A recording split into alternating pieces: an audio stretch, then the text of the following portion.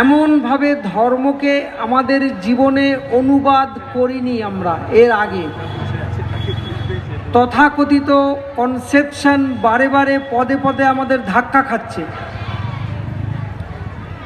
তিনি ধর্মের প্রকৃত অর্থকে শুধু কথা দিয়ে নয়, শুধু গান সংকীর্তন দিয়ে নয়, শুধু আলাপ আলোচনা দিয়ে নয়, শুধু তত্ত্বকথা দিয়ে নয়, তিনি তার নিজের জীবনে প্রয়োগ করে সার্বিকভাবে প্রতিটি মানুষকে উদ্বুদ্ধ করে তার আপন প্রাণ প্রাচুর্য দিয়ে, আপন ভালোবাসার অনন্ত সম্ভার দিয়ে প্রত্যেকটি মানুষকে কাছে ডেকে আকর্ষিত করে প্রত্যেকটি জন এবং জাতিকে উৎকর্ষের পথে তিনি চালিত করেছেন এবং অন্য ফর্মে আজও চালিত হচ্ছে মানুষ সেই পথে। এইটাকে বলে ধর্ম। ঠাকুর ধর্মের কথা গিয়ে বলছেন, একদম সোজা করে বলছেন। আমরা তো অত তত্ত্ব কথা বুঝি না, আমাদের জন্য তিনি বলছেন যাতে ভালো থাকো তাই ধর্ম, সত্তায় শরীরে মনে পারিপার্শ্বিকে। বলবেন যে এতে অসুবিধা কোথায়? অসুবিধা আছে, আমাদের জানার গণ্ডগোল আছে। আমরা অনেক কিছু আরোপ করি আমাদের নিজেদের তথাকথিত প্রচলিত ধ্যান ধারণা দিয়ে। তাই ভালো থাকার মর্মও জানি না, ভালো থাকার পথও জানি না। এই পাথেও এ সমস্ত নিয়ে যুগে যুগে নারায়ণ এসেছেন। পরম প্রেমময় শ্রী শ্রী ঠাকুরের একটি বাণী আছে, নারায়ণী বর্ধনার পথ, তাই তিনি নারায়ণ। নারায়ণ শব্দের অর্থ হচ্ছে নরের অয়ন।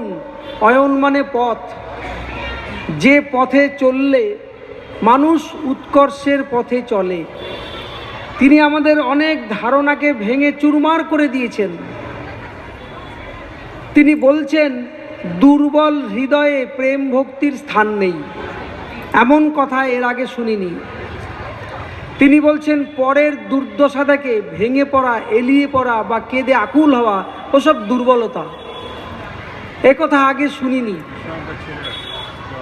তিনি বলছেন যে যারা শক্তিমান তাদের নজর হচ্ছে নিরাকরণের দিকে, এই নিরাকরণটা হচ্ছে ধর্ম।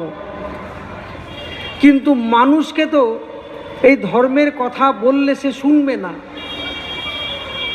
তার জন্য একটা বিষয় লাগে। সে বিষয়টি কি? ধর্মের একজন প্রাণ পুরুষ লাগে। ঠাকুর বললেন ধর্ম মূর্ত হয় আদর্শে। এই আদর্শ মানে একজন রক্ত মাংস সংকুলিত মানুষ, যার প্রতি মানুষ আকৃষ্ট হয়। সেই পাবনা জেলার হিমায়তপুর গ্রামে এক পরিবারে পরম প্রেমময় শ্রী শ্রী ঠাকুরের জন্ম। ছোটবেলা থেকেই তার জীবনে যেটা দেখা গেছে, অফুরন্ত ভালোবাসা।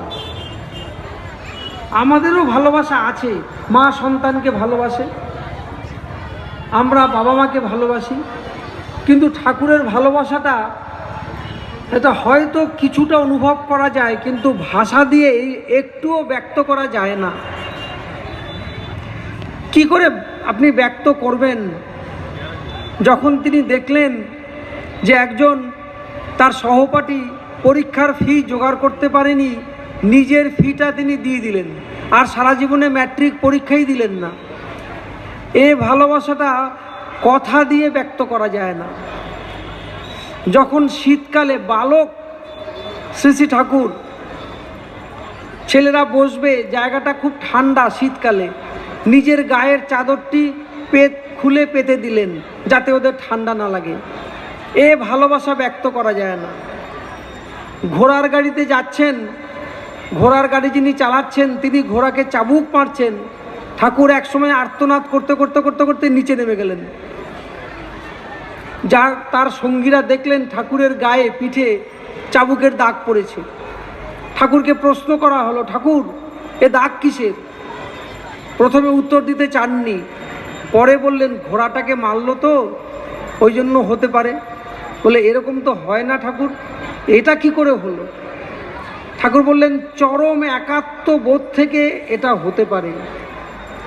আমি যখন আরেকজনের অনুভূতির সাথে আইডেন্টিফাইড হয়ে যাই, তখন তার দৈহিক ব্যথা বেদনাকেও নিজের ব্যথা বেদনা এইভাবে অনুভব করা যেতে পারে। এই ভালোবাসা নিয়ে তিনি এসেছিলেন, সেই ভালোবাসার ধারাই অব্যাহত। এই ভালোবাসা দিয়েই, এই প্রেম দিয়েই তিনি মানুষের দুঃখ বেদনা যন্ত্রণাকে দেখেছেন, কষ্ট পেয়েছেন। আমরাও কষ্ট পেয়েছি বা পাই, কিন্তু ঠাকুর নিরাকরণ প্রয়াসী হয়েছিলেন।